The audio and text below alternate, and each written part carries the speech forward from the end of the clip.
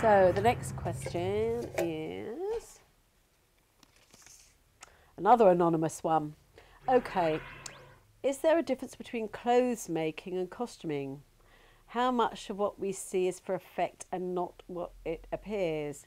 Yeah, there is really quite a big difference between clothes making or dress making and costume making. In terms of theatre, opera and ballet, there's a huge difference because obviously what you can get away with on the stage in terms of theatre means that you can improvise and you can use different materials that aren't going to be seen as close up. I mean, many years ago I worked at English National Opera and there was an opera of War and Peace, and all the jewellery, which was designed by a very famous costume designer called Percy Harris for a group called Motley, which were famous in the 1950s, and all her jewellery had been made out of capure lace with beads on it instead of gold.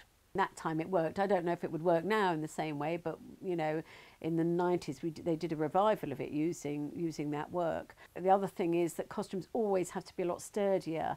So interfacings, linings, backings, you know, they're in Doctor Who terms, for example, David Tennant's suit, it has to go through a lot. It has to withstand rain, wind, stunts. They have a lot of strain put on them. In theatre, you know, costumes are worn nightly, so they really are sewn and hammered together. You know, it would take a lot to pull them apart, and a lot of them weigh quite a lot.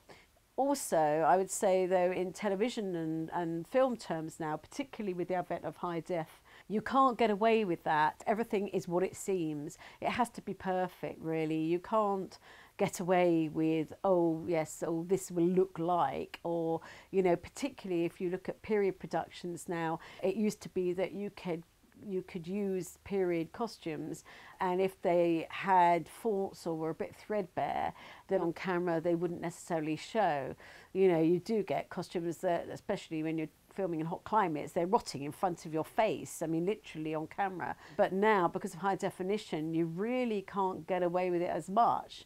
So a lot of the older original costumes, if they're not meant to be looking not perfect, then really it was very difficult to get away with it. In terms of what I designed in Doctor Who, it is absolutely as you would expect it to be in real life. I mean, often a lot of the detail, I would say, on camera, you still don't see it, you still miss it. And also remember, on television, you often don't see everybody full length either. You miss a lot of them are half shots. You know, it's all about there, not really about the rest of it. But the standards are no less. I would say, if anything, the standards are higher.